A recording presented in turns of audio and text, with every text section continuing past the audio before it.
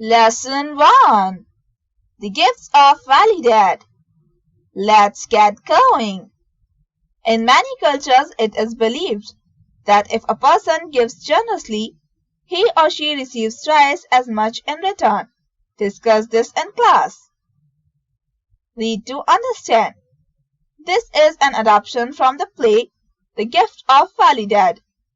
It is originally a folk tale retold by Aaron Shepard. Narrator 1. In a mud hut far from town lived an old grass cutter named Valley Dad. Narrator 2. Each day he earned 30 paisa from which he saved 10 in a clay pot under his bed. Narrator 3. In this manner, Valley Dad lived happily for many years. Narrator 1. One evening, Valley Dad amazed to find that his coins had filled to the brim of the pot. Valley Dad, to himself, what am I to do with all this money? I need nothing more than I have. Narrator 2. The next day, Valley Dad exchanged all his coins for a lovely gold bracelet from a jeweler. Narrator 3. Then Valley Dad visited the home of a traveling merchant.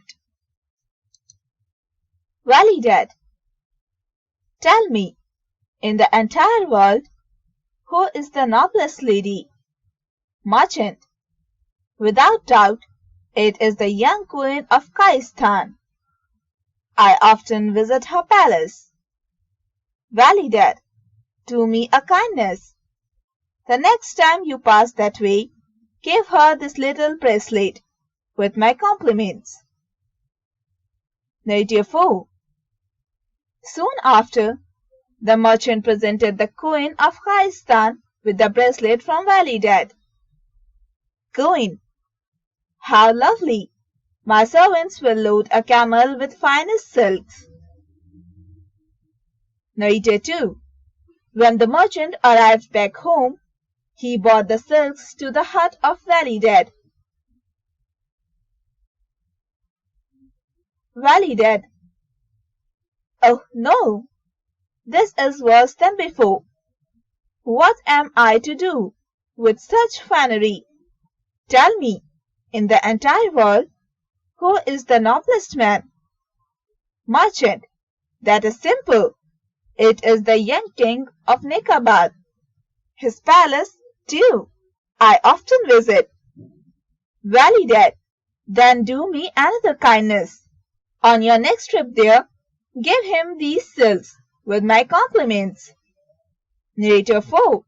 On his next journey, he presented the silks to the king of Nikabad. Narrator 2. The king, on return, sent 12 fine horses to Valley Dad. Valley Dad, this grows worse and worse.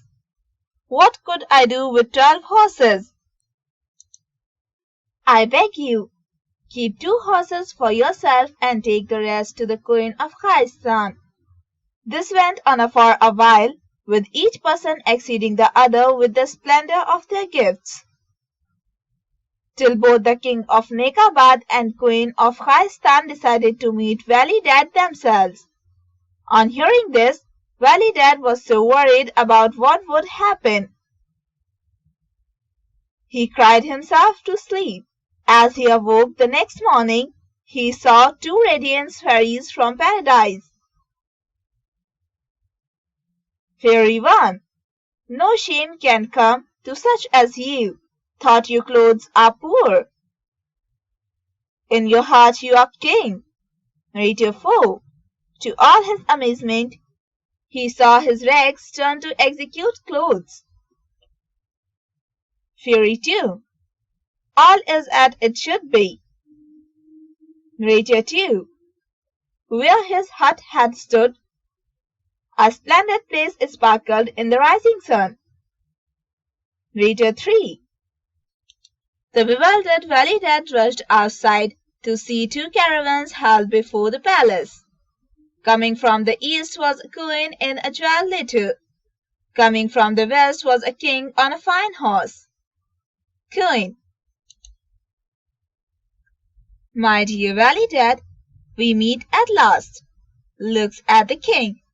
But who is that magnificent king? Valley Dad, I believe it is the king of Nikabad, Your Majesty. King. My dear Valley Dad, I had to meet giver of such fine gifts. Looks at the queen. But who is that splendid queen? Valley Dad, smiling. The Queen of Khaistan, Your Majesty. Please come and meet her. Rachel too. And so the King of Nikabad meet the Queen of Khaistan, and the two of fell instantly in love. Rachel 3. A few days later, their marriage took place in the palace of Valley Dad, and the celebration went on for many days. Rachel 1. At last Valley Dad has said goodbye to all his guests. The very next morning, he rose before dawn, crept quietly from the palace, and started down the road. Fairy 1. Where are you going, Valley Dad? Rachel 2. He turned and again saw the two fairies. Valley Dad kneels. I should be glad for what I had received, but Fairy 2. Say no more. You shall have your heart's desire. Rachel 1. So Valley Dad became a grass cutter once more. Rachel 4. And lived happily in his heart for the rest of his days. Rachel 2. And though he often thought warmly of his friend, the king and the queen.